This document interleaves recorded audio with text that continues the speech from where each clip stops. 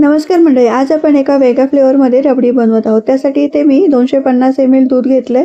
फुल cream दूध घेतलेलं आहे. पांड्यामध्ये थोडंसं 1 चमचा पाणी टाकलं, मग दूध टाकून व्यवस्थित आटवून घेतलं. छान असं घट्टसर दूध होईपर्यंत आटवायचं आहे. आपण एका साईडला कॅरेमल बनवायचं. तर साधारण 2 ते 3 टेबलस्पून आहे ना साखर घेतली, 1 चमचा 1 टेबलस्पून पाणी टाकलं आणि कॅरेमल त्याचं बनवून घेतलं. म्हणजेच आपण छान अशी कॅरेमल शुगर करून घेतली. इथे दूधही छान आटलेलं आहे. त्यामध्ये 50 ग्रॅम खवा कुस्करून टाकला, तो सुद्धा छान मिक्स करून दिला. इथे कॅरेमल तयार झालेलं आहे. तर हे कॅरेमल आहे ना गॅस बंद करून मग टाका, नाहीतर कसं आहे थोडं ते दूध उकळताना हातावरती उडू शकतं. व्यवस्थित काळजीने टाका आणि बारीक धार करून सोडा कॅरेमल दुधामध्ये. छान असं मिक्स करून घ्या आणि पुन्हा थोडंसं गरम करून घ्या. दूध एकदम छान घट्टसर असं रबडीच्या टेक्स्चरमध्ये आलं की गॅस बंद करा. म्हणजे आपण कॅरमल रबडी तर बनवलेलीच आहे, पण त्यामध्ये अजून एक फ्लेवर ॲड करायचा आहे, तो म्हणजे सीताफळचा. तर मी आता रिसेंटली एक व्हिडिओ अपलोड केला होता की सीताफळच्या बियांपासून गर कसा वेगळा करायचा. अगदी झटपट अशी कृती आहे. तुम्ही तो आपल्या चॅनलवरती जाऊन नक्की व्हिडिओ पहा.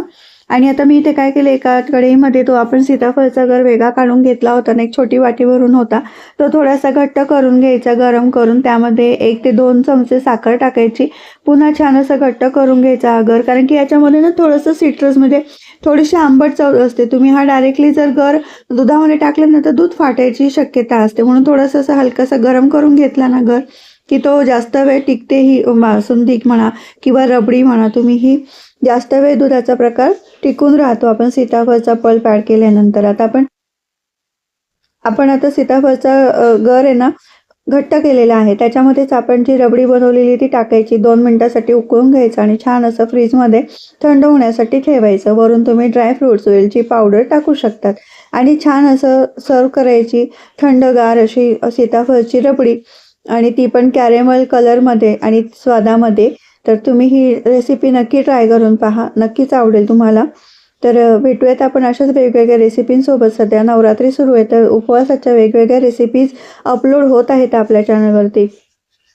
तर तुम्ही नक्की आपल्या चॅनलला भेट द्या. मोहिनी फूड अँड ब्लॉग्स म्हणून आपलं चॅनल आहे, तर तुम्ही नक्की व्हिजिट करा. आणि त्याच्यामध्ये उपवासाचे फलाहारी सगळे जे आहेत रेसिपी, तर ते तुम्ही नक्की चेक करा. आताच रिसेंटली मी फलाहारी केकसुद्धा अपलोड केलेला आहे व्हिडिओ, तर तुम्ही नक्की चेक करा. भेटूयात तशाच वेगवेगळ्या रेसिपीसोबत. रेसिपी पाहिल्याबद्दल खूप खूप धन्यवाद. थँक्यू.